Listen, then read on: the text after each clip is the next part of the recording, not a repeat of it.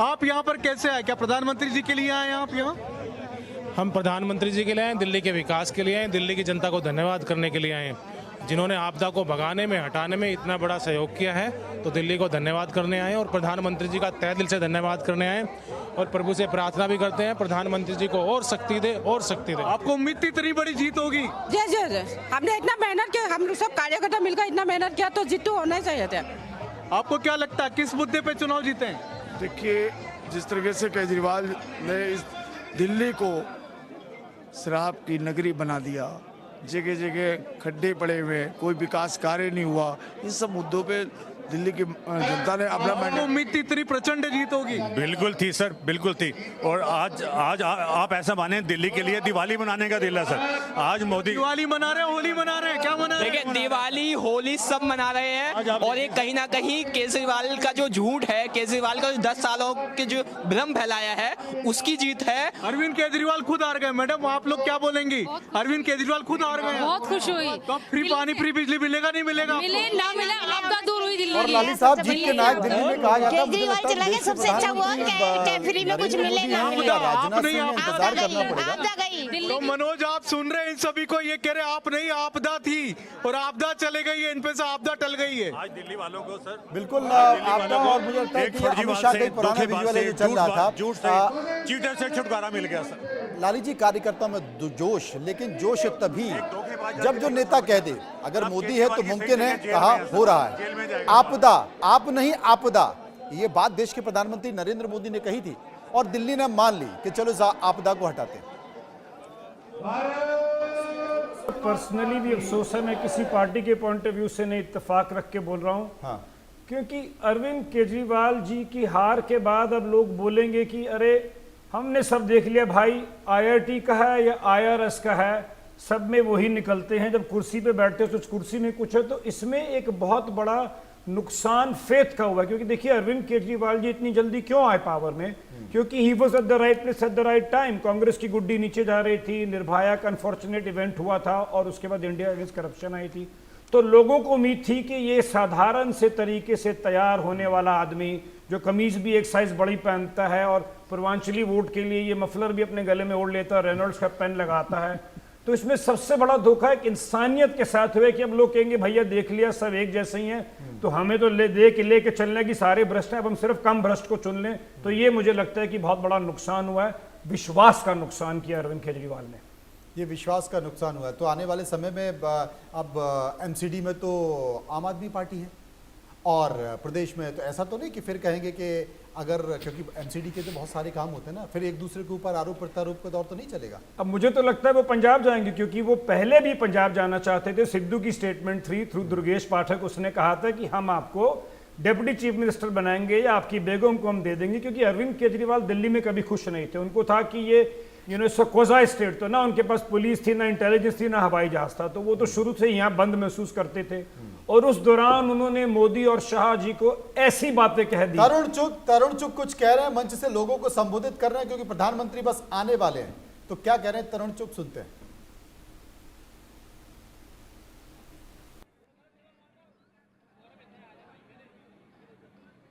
अभी आपके सामने अगले कुछ ही मिनटों में देश के यशस्वी गृह मंत्री आदरणीय अमित शाह जी पहुंचने वाले हैं। हम सब उनका स्वागत करेंगे। आगे पता नहीं था, पीछे से किसी ने कहा कि वो आ चुके हैं। अभी दोनों कुछ ही समय में यहां आपके पास पहुंचने वाले हैं और आदरणीय प्रधानमंत्री जी भी कुछ ही मिनटों में आपके मध्य पहुंचेंगे। भारत माता की, भारत माता की, भारतीय जनता पार्टी।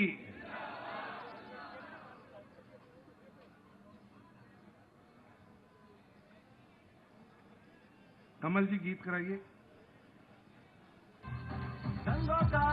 अब नहीं यमुना में धाग, अब नहीं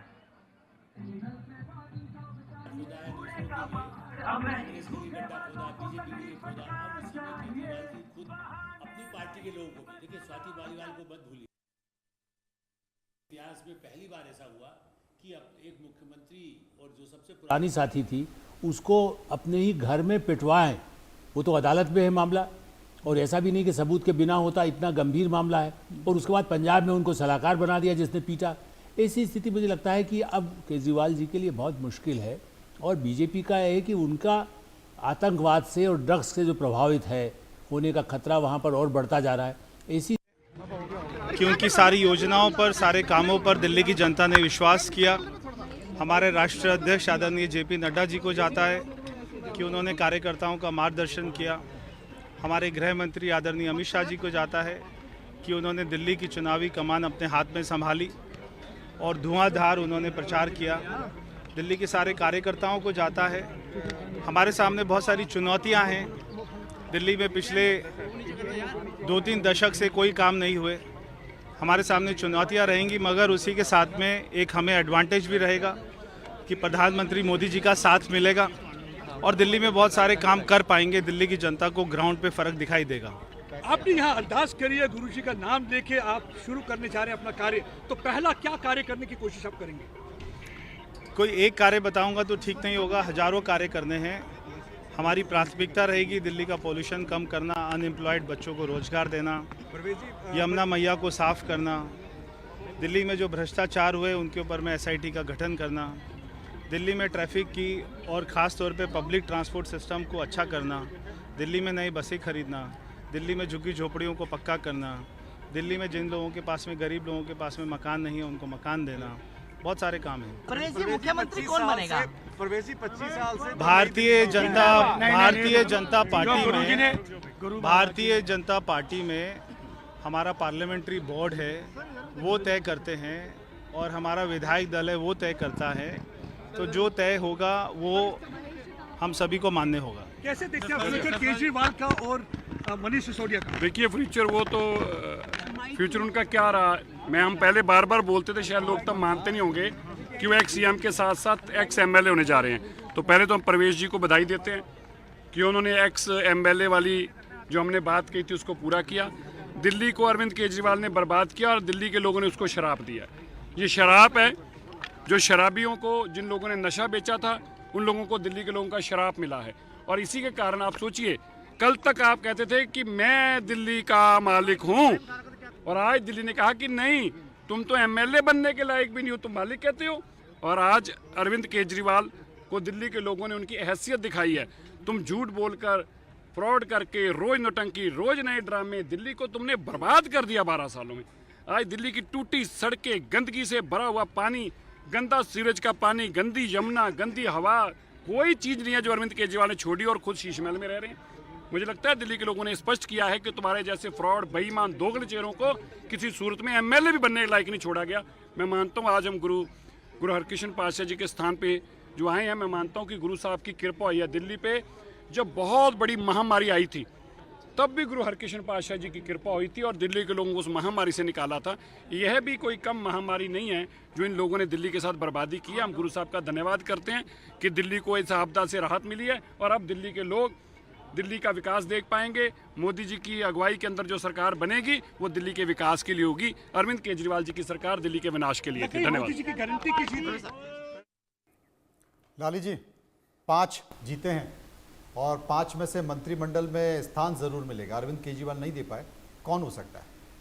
देखिए, यूँ तो लवली जी सीनियर है क्योंकि वो शीला जी के समय में 2 बार रहे भी थे, 2 या 3 बार रहे थे। और बीजेपी विधायक का टिकट काटा था, बीजेपी विधायक का टिकट काट के पहले वो कांग्रेस से बीजेपी में आए, फिर वापस कांग्रेस में चले गए, फिर पार्टी उनको लेकर आई, फिर बीजेपी विधायक का टिकट काटा, उनको टिकट दिया। जी, पर मुझे इसमें लगता है जो 3 जीते हैं उसमें थोड़ा सा सिरसा जी का ज़्यादा चांस है, क्योंकि सिरसा जी पंजाब को अच्छे से जानते हैं। वो इससे पहले SAD के साथ जुड़े रहे, वो पीछे हैं भी हरियाणा से, और क्योंकि अब देखिए जब बिट्टू जी भी आए हैं कांग्रेस से यहाँ, तो मुझे लग रहा है कि इस समय सिरसा जी का इन तीनों में से सबसे ज़्यादा चांस है, क्योंकि अगर पंजाब जाने का जरिया बनाना है तो उन्हें वो चाहिए जो पंजाब को ज़्यादा अच्छे से जानता है, ना कि दिल्ली का सिर्फ एक विधायक हो। प्रियंका जी, आप प्रियंका जी नहीं, आलोक जी आपको क्या लगता है? देखिए, मेरा ऐसा मानना है कि ये इस आधार पर भारतीय जनता पार्टी और ख़ास करके नरेंद्र मोदी जी जो हैं वो इस बात पर नहीं कहते हैं कि किससे कितना, उनका ये है कि आकलन ये होगा कि किससे फ़ायदा आगे दूरगामी अगले और 5 वर्षों में कैसे होगा। इसलिए पंजाब तात्कालिक बात तो फिर भी जैसा हम कह रहे हैं, मुझे ऐसा लगता है ऐसा भी नहीं जैसे आपने ज्योतिरादित्य सिंधिया को बनाना था, पार्टी से आए उसके बाद थोड़ा इंतजार करना पड़ा, क्योंकि पार्टी में ये नहीं लगना चाहिए कि अभी आए थे और अभी जैसे लवली हैं, निश्चित रूप से बहुत सीनियर नेता हैं, हो सकता है कि कोई ऐसा पद उनको दूसरे काम भी दिए जा सकते हैं। देखिए आप जानते हैं जो तरीका होता है, कई काम बड़ी बड़ी जिम्मेदारियां उनको हो सकता है प्रभारी कुछ और पार्टी का प्रभारी बना करके इतनी बड़ी जिम्मेदारी दे दी जाए, इसलिए एक सिख भाई जरूर होंगे उसमें, इसलिए अंतिम क्षणों में उनका आकलन होगा कि किससे उसकी छवि भी हो, आपस में तालमेल हो सके, जो मुख्यमंत्री हो उसके साथ किसकी अच्छा है, जैसे सिरसा जी का इन्होंने बिल्कुल ठीक कहा, लेकिन इसलिए मैंने कहा कि लवली जी को भी कोई और जिम्मेदारी, चूँकि वो सीनियर हैं, वो तो चीफ मिनिस्टर के कैंडिडेट रहे हैं, लेकिन ये तो अभी तुरंत तो उनको चीफ मिनिस्टर नहीं बनाया जा सकता है। मैंने इवन यहाँ तो स्वाति मालीवाल हैं, अब वो कहने को आम आदमी पार्टी में है, लेकिन क्या उनको भी बीजेपी में अल्टीमेटली यदि वो इस्तीफा दे दें तब भी जा करके फिर से चुन के आ सकती हैं। कई ऐसे आगे आने वाले कुछ महीनों में ऐसे परिवर्तन होंगे जिसका असर केंद्रीय मंत्रिमंडल में हो सकता है, सांसद के रूप में हो सकता है, दूसरी जगह जहाँ जहाँ ऐसी जिम्मेदारियाँ हैं वो मिलेगी। लेकिन मुझे लगता है कि सभी समाज के लोगों को लेकर के कैसे दिल्ली का विश्वास जो जीता है, आप उसको मत भूलिए, विजेंद्र गुप्ता भी वो भी पुराने सीनियर नेता हैं, वो भी चीफ मिनिस्टर कैंडिडेट हैं, उनको रहे हैं, इसी दृष्टि से उनको कहाँ, चूँकि एक जो समाज उनका है उसका भी जैसे सिख समुदाय का है, ऐसे ही दिल्ली में पंजाबी कहें, वणिक समुदाय कहें, चांदनी चौक में आप देखिए जेपी अग्रवाल जी चुनाव में हारे, इस बार मुदित अग्रवाल जैसे नेता, वो भी काफ़ी समय से उपाध्यक्ष भी थे पार्टी के, उनको भी पराजय का मुंह देखना पड़ा। ऐसी स्थिति में विजेंद्र गुप्ता का भी एक अपना महत्व रहेगा, उनको कैसे, ताकि समाज में बड़े पैमाने पर उसका एक मैसेज जाए। और बिहार में भी देखिए इन सब चीज़ों को बड़ा महत्व दिया जाता है कि आगे आने वाले चुनाव में यहाँ की सरकार ऐसा रिजल्ट करके दिखाए जो मैसेज जाए कि आप छठ पे जाएंगे तो दिल्ली में उस तरह का प्रदूषण नहीं होगा। पहली चुनौती आ जाए, कहीं आयुष्मान भारत कैसे दिला सके। पांडा जो है उन्होंने दिल्ली के प्रभारी उन्होंने कह भी दिया कि पहली कैबिनेट जो होगी उसमें यमुना का मुद्दा हम तय कर लेंगे। बिल्कुल, और मैंने सबसे बड़ा मुद्दा है पानी, लोगों के घरों में पानी मिले। देखिए कल आपने देखा होगा, खुद समित पात्रा जी घूम रहे थे 4 दिन पहले, उन्होंने दिखाया कैसे पाइपलाइन से जो टैंकर माफिया है उसका पानी पाइपलाइन से ऊपर दीवार से पानी जा रहा है और दिल्ली का पानी नहीं मिल रहा है। ऐसी गंभीर समस्या को जो बीजेपी ने खुद एक्सपोज किया है, सबसे बड़ी प्रायोरिटी होगी कि पानी जो सड़ा हुआ कीचड़, आरओ में भी पानी में कीचड़ आ रहा था, बड़ी बड़ी सोसाइटी में, मध्यम वर्ग नहीं अपर कास्ट के लिए भी टैंकर से पानी आ रहा है। ऐसी स्थिति में मुझे लगता है कि पानी, जैसा अभी उन्होंने कहा भी कि भाई हमारी प्रायोरिटी होगी प्रदूषण दूर करना, तो चीज़ हवा का प्रदूषण तो बाद की समस्या है, पहले ड्रिंकिंग वाटर और हेल्थ के लिए अस्पतालों की, JP Nadda ji health minister है, मनोज जी ध्यान दीजिए जी। और ऐसी स्थिति मुझे लगता है कि दिल्ली के अस्पतालों की स्थिति सुधार कर आयुष्मान भारत लागू करने से एक बड़े पैमाने पर लोगों को राहत महसूस होगी। स्कूलों में लोगों को कैसे, बच्चों के लिए क्या सुविधाएं दी जा सकती है, जिसका कमिटमेंट घोषणा पत्र में है। तो मुझे लगता है इस तरह के लोगों को लाएंगे जो उस विजन को, मोदी विजन फॉर 47, आप 47 न भी कहें, 29 भी यदि कहेंगे कि तुम्हारा भविष्य है, आगे आने वाले चुनाव होगा, हो सकता है इन्हीं में से कल फिर लोकसभा का चुनाव लड़ना जाए, क्योंकि लोकसभा वाला विधानसभा में आ जाता है। और ये ऐसा नहीं है, कांग्रेस भी करती थी, एनडी तिवारी इतने बड़े नेता थे, उनको वापस भेज दिया गया था यूपी। तो यहाँ ऐसे नेता भी होंगे जिनको जहाँ जरूरत हो लगाए जा सके, ये भी एक बड़ी चुनौती हो। इसलिए अभी बड़ी चुनौती यहाँ है। लेकिन अजय जी, दिल्ली के लोगों को फ्री की रेवड़ियों की लत लग चुकी है, बीजेपी के लिए समेटना बड़ा मुश्किल होगा। नहीं, बिल्कुल आप सही कह रहे हैं, परंतु इस मामले में तो प्रधानमंत्री जी ने खुद ही यह कह दिया है कि कोई भी प्रोग्राम जो चल रहा है पहले से, उसे तो वो चलता रहेगा, उसमें कहीं कोई कमी नहीं होगी। और ये बात तो तय मानिए कि देखिए ये इंटीग्रिटी का इलेक्शन था, आपका ट्रस्ट का इलेक्शन था। जो कुछ भी अभी कोई नेता जब अपना ट्रस्ट या अपना इंटीग्रिटी इस तरह से दिखला देता है कि जनता उस पर विश्वास करने लगे और वो ठीक उसी तरह से उतर भी आए वो प्रॉमिसेस, तो आप मान करके चलिए कि ये होना ही है। मोदी जी के साथ यही हो रहा है, मोदी जी जो भी प्रॉमिसेस कर रहे हैं उसको पूरा कर रहे हैं। और यहीं पर केजरीवाल जी फेल करते चले जा रहे थे, वो प्रॉमिसेस कुछ कर रहे थे, डिलीवर कुछ कर रहे थे, दिख कुछ रहा था। तो ये सारे और उससे भी बड़ी बात ये मुझे लग रही है कि सबसे बड़ा इन जो हैंडीकैप, उन्होंने अपने बारे में खुद ही प्रचार करना शुरू किया कि केंद्र सरकार मानती नहीं है। मैं यह कहता हूँ लेफ्टिनेंट गवर्नर उसे रोक देता है। तो आप याद करिए कि ऐसी स्थिति शीला दीक्षित जी के साथ भी आई थी जब प्रधानमंत्री जी वाजपेयी जी थे।